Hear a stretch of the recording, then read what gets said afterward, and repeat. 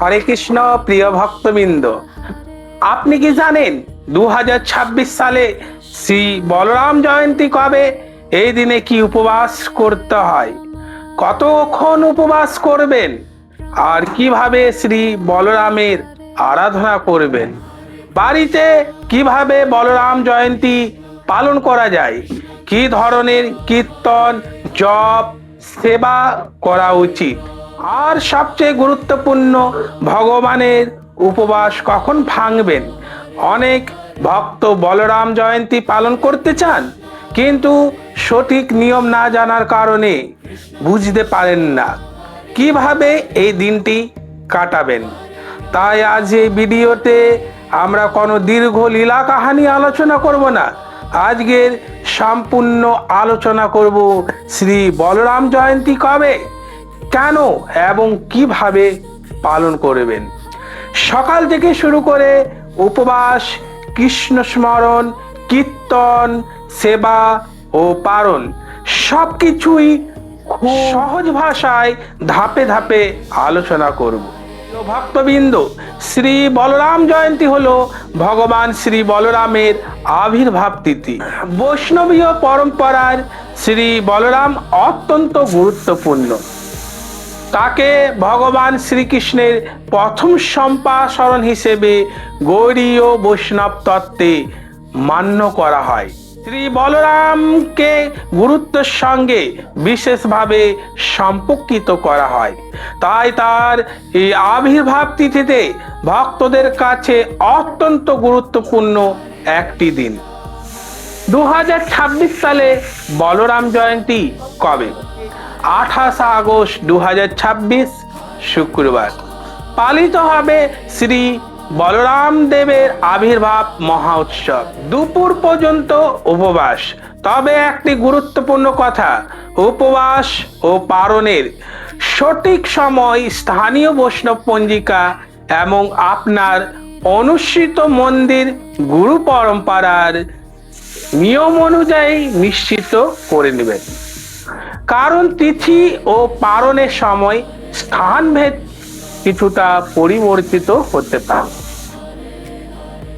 কেন বলরাম জয়ন্তী পালন করব? প্রশ্ন হলো, আমরা কেন এই দিনটি পালন করি? কারণ এই দিনটি আমাদের শ্রী বলরামের চরণে ভক্তি নিবেদনের একটি বিশেষ সুযোগ। শ্রী বলরামের নাম স্মরণ, তার সেবা করা, তার কাছে প্রার্থনা করা, গুরুতত্ত্ব স্মরণ করা এবং নিজের জীবনে ভক্তির পথে এগিয়ে নিয়ে যাওয়ার জন্য তার কৃপা প্রার্থনা করা এই দিনটির অন্যতম উদ্দেশ্য। বলরাম জয়ন্তীর দিন সকালে কিভাবে দিন শুরু করবেন? বলরাম জয়ন্তীর দিন সম্ভব হলে একটু ভোরে ঘুম থেকে উঠুন, স্নান করুন, পরিষ্কার পোশাক পরিধান করুন, শ্রী শ্রী রাধা কৃষ্ণ এবং শ্রী বলরামের সামনে প্রণাম করুন। যারা নিয়মিত জপ করেন তারা তাদের নির্ধারিত জপ সম্পূর্ণ করার চেষ্টা করুন। সকালে কিছু সময় শ্রী বলরামের নাম, গুণ ও তত্ত্ব স্মরণ করুন।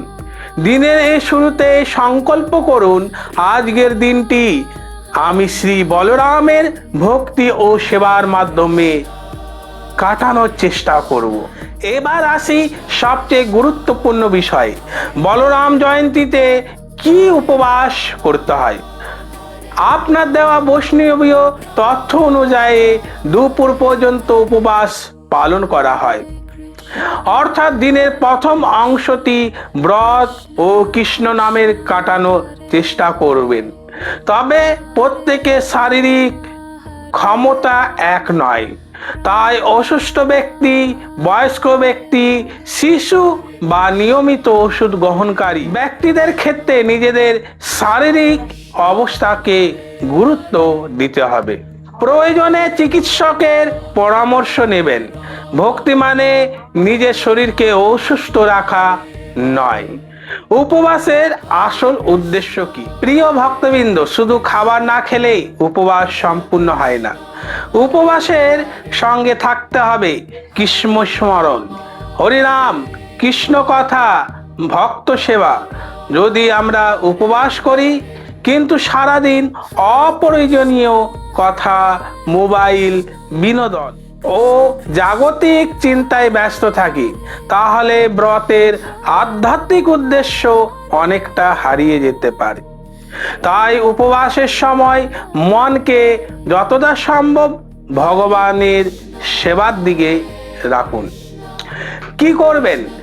বলরাম জয়ন্তীর দিনে আপনি পড়তে পারেন ভগবদ গীতা, শ্রীমদ্ ভাগবতের প্রাসঙ্গিক অংশ, শ্রী বলরাম সম্পর্কিত বৈষ্ণবীয় গ্রন্থ বা মন্দিরের অনুমোদিত পাঠ্যবস্তু এবং আচার্যদের বক্তব্য শুনতে পারেন।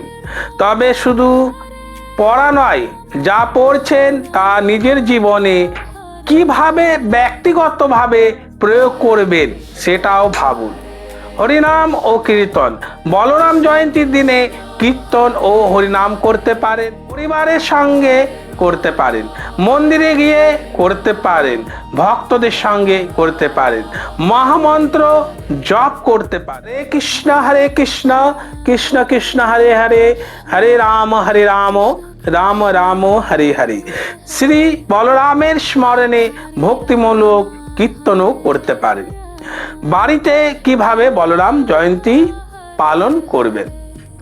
অনেক ভক্ত ভাবেন আমরা তো মন্দিরে যাওয়ার সুযোগ নেই, তাহলে কি আমি বলরাম জয়ন্তী পালন করতে পারবো না? অবশ্যই পারবেন। বাড়িতে একটা পরিষ্কার জায়গা তৈরি করুন। শ্রী বলরামের ছবি বা বিগ্রহ থাকলে সুন্দরভাবে স্থাপন করুন। ফুল দিয়ে সাজাতে পারেন, ধূপ নিবেদন করতে পারেন, তুলসী সেবা করতে পারেন, কীর্তন করতে পারেন, শ্রী বলরামের উদ্দেশ্যে প্রার্থনা করতে পারেন। বড় আয়োজনের প্রয়োজন নেই, ভক্তি থাকাই মূল কথা। কিভাবে ফুল দিয়ে সাজাবেন? শ্রী বলরামের ছবি বা বিগ্রহের সামনে পরিষ্কার ফুল দিতে পারেন। সাদা ফুল ব্যবহার করা যেতে পারে, অথবা আপনার কাছে যে পরিষ্কার ও উপযুক্ত ফুল রয়েছে তা ব্যবহার করতে পারেন। তবে মনে রাখবেন, ফুলের পরিমাণ নয়, ভক্তি মানসিকতাই গুরুত্বপূর্ণ। কৃষ্ণ প্রসাদ ও ভোগ। বলরাম জয়ন্তীর দিনে আপনার বাড়িতে যে বৈষ্ণবীয় নিয়ম ভোগ প্রস্তুত করা হয় সেই অনুযায়ী প্রস্তুত করতে পারেন। শ্রীকৃষ্ণ ও শ্রী বলরামের উদ্দেশ্যে ভোগ নিবেদন করুন, তারপর প্রসাদ গ্রহণ করুন এবং সম্ভব হলে পরিবারের সদস্য ও ভক্তদের মধ্যে প্রসাদ বিতরণ করুন, কারণ প্রসাদ বিতরণীয় একটি সুন্দর সেবা। পরিবারকে কিভাবে যুক্ত করবেন? বলরাম জয়ন্তীতে শুধু নিজের মধ্যে সীমাবদ্ধ রাখবেন না, পরিবারের সবাইকে যুক্ত করুন। শিশুরা ফুল সাজাতে পারেন, কেউ কীর্তন করতে পারেন, কেউ কৃষ্ণ কথা পড়তে পারেন, প্রসাদ তৈরিতে সাহায্য করতে পারে, সবাই মিলে হরিনাম করতে পারে। এতে পুরো পরিবার একটি কৃষ্ণময় পরিবেশের মধ্যে থাকবে। বলরাম ও গুরুতত্ত্ব স্মরণ। বৈষ্ণবীয় তত্ত্বে শ্রী বলরামের সঙ্গে গুরুতত্ত্বের একটি বিশেষ সম্পর্কের ব্যাখ্যা করা হয়। তাই বলরাম জয়ন্তীর দিনে আমরা একটি গুরুত্বপূর্ণ প্রার্থনা করতে পারি। হে শ্রী বলরাম, আমাকে ভক্তির পথে এগিয়ে যাওয়ার শক্তি দিন এবং শুদ্ধ বৈষ্ণবের আশ্রয় গ্রহণ করার যোগ্যতা দিন। প্রতি শ্রদ্ধা, বৈষ্ণবের প্রতি সম্মান এবং সেবার মনোভাব এই দিনটি আরো অর্থবহ করে তুলতে পারে। দুপুর পর্যন্ত কি করবেন?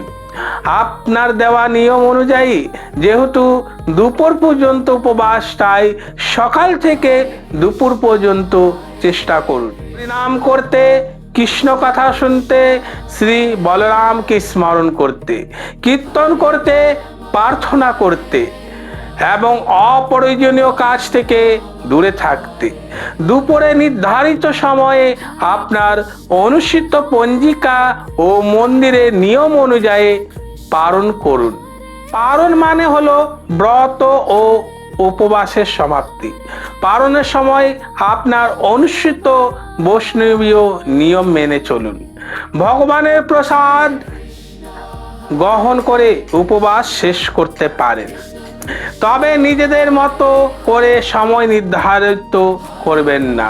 আপনার এলাকা বৈষ্ণব পঞ্জিকা বা মন্দিরের নির্দিষ্ট সময় অনুসরণ করুন।